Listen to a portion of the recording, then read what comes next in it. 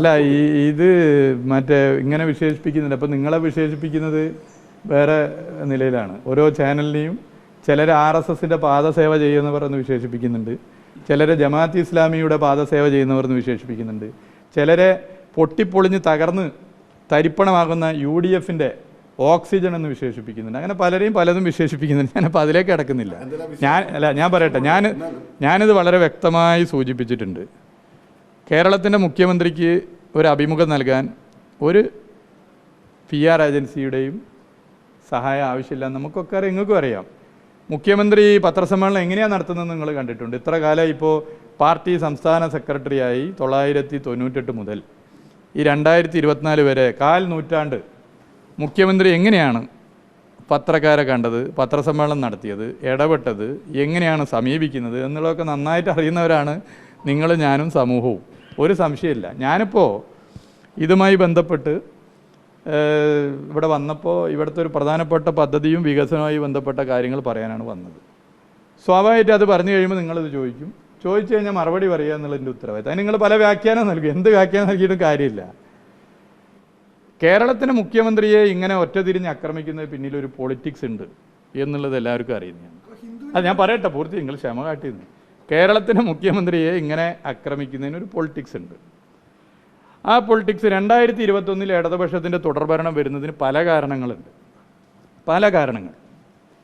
ആ പല കാരണങ്ങളിൽ ഒരു കാരണം കേരളത്തിലെ ജനങ്ങൾക്ക് കേരളത്തിൻ്റെ മുഖ്യമന്ത്രിയോടുള്ള വിശ്വാസവും താല്പര്യവും മുഖ്യമന്ത്രിക്ക് നൽകിയ പിന്തുണയുമാണ്. അപ്പോൾ ഇനി ഇടതുപക്ഷത്തെ തകർക്കണമെങ്കിൽ അതിൻ്റെ തലക്കടിക്കണം. ആ തല ഇപ്പോൾ സഖാവ് പിണറായി വിജയനാണ്. ഇന്നലെ വേറൊരാളായിരുന്നു, നാളെ വേറൊരാളാവും. ആരാണോ തല, ആ തലയെ അടിക്കും. ആ തലയെ അടിക്കുമ്പോൾ നിങ്ങളിനിപ്പോൾ ചോദിച്ചാൽ എന്ത് വ്യാഖ്യാനം നിങ്ങളതിന് മറുപടിക്ക് നൽകിയാലും ഞാൻ പറയും. എൻ്റെ പാർട്ടി പറയാനാണ് പഠിപ്പിച്ചിട്ടുള്ളത്. അത് മന്ത്രിയായാലും ശരി, ഇടതുപക്ഷ പ്രസ്ഥാനത്തിൻ്റെ ഒരു പ്രവർത്തകനായാലും ശരി, ഇടതുപക്ഷ പ്രസ്ഥാനത്തെ CPIM-നെയും ആക്രമിക്കാനുള്ള ശ്രമം നടത്തിയാൽ അവസാന ശ്വാസമുള്ള കാലത്തോളം അതിനെതിരെ പൊളിറ്റിക്സ് പറഞ്ഞു തന്നെ പോകും. ഇവിടെ കൃത്യമായ അജണ്ട കേരളത്തിൻ്റെ മുഖ്യമന്ത്രിയെ ആക്രമിച്ച് LDF സർക്കാരിനെയും ഇടതുപക്ഷ പ്രസ്ഥാനത്തെയും തകർക്കുക എന്നുള്ള വളരെ ബോധപൂർവമായ ഗൂഢാലോചനയാണ്, പൊളിറ്റിക്സാണ് നിങ്ങളിവിടെ അപ്ലൈ ചെയ്യുന്നത്. അത് നിങ്ങളെല്ലാ പല ശക്തികളും ഇതിൻ്റെ ഭാഗമായിട്ടുണ്ട്. ഇവിടെ കനകോലു ഇവിടെ വന്ന് പല നിലയിലുള്ള PR വർക്ക് കുറേ കാലമായിട്ട് നടത്തിയല്ലോ. കേരളത്തിൽ വർഗീയ കലാപത്തിന് ശ്രമം നടത്താൻ ഉള്ള നീക്കം നടത്തുന്നവരെ പലരും പറഞ്ഞല്ലോ. നിങ്ങൾ എത്ര പേര് കനകോലുവിൻ്റെ വിഷയം ചർച്ച ചെയ്തിട്ടുണ്ട്? കനകോലുവിൻ്റെ പ്രശ്നം ചർച്ച ചെയ്തിട്ടുണ്ട്? ഇവിടുത്തെ പ്രതിപക്ഷ നേതാവും KPCC പ്രസിഡന്റും എങ്ങനെ നടക്കണം, എങ്ങനെ ഇരിക്കണം, എങ്ങനെ ചിരിക്കണം എന്നുള്ളതുൾപ്പെടെ കനകോലുവാണ് തീരുമാനിക്കുന്ന അഭിപ്രായം കോൺഗ്രസിൽ വന്നത് വിവാദമായില്ലേ? നിങ്ങൾ എത്ര പേര് ചർച്ച സംഘടിപ്പിച്ചിട്ടുണ്ട്? എത്ര പേര് നിങ്ങളെ മിണ്ടിയിട്ടുണ്ട്? നിങ്ങൾ മിണ്ടിയിട്ടില്ല. എന്തുകൊണ്ട് മിണ്ടിയിട്ടില്ല?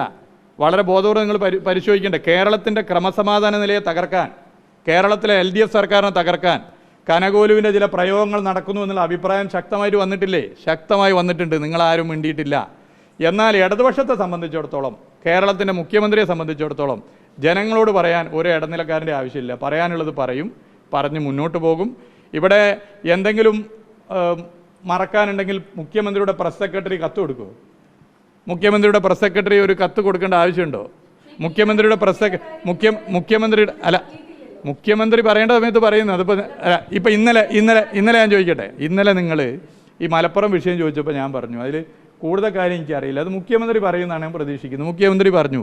ഇതും ഞാൻ പ്രതീക്ഷിക്കുന്നത് മുഖ്യമന്ത്രി ഇത് വിശദീകരിക്കുന്നുള്ളതാണ്. അതുവരെയുള്ള കാര്യമല്ല. എനിക്കിപ്പോൾ ഒരു പൊളിറ്റിക്കൽ വർക്കർ എന്നുള്ള നിലയിൽ ഇപ്പോഴത്തെ ഒരു രാഷ്ട്രീയ സാഹചര്യത്തിൽ എനിക്ക് പറയാൻ പറ്റുന്ന, എനിക്ക് അറിയുന്ന കാര്യങ്ങളാണ് എനിക്ക് പറയാൻ വേണ്ടി പറ്റും. ബാക്കിയുള്ള ബന്ധപ്പെട്ടവർ പറയും.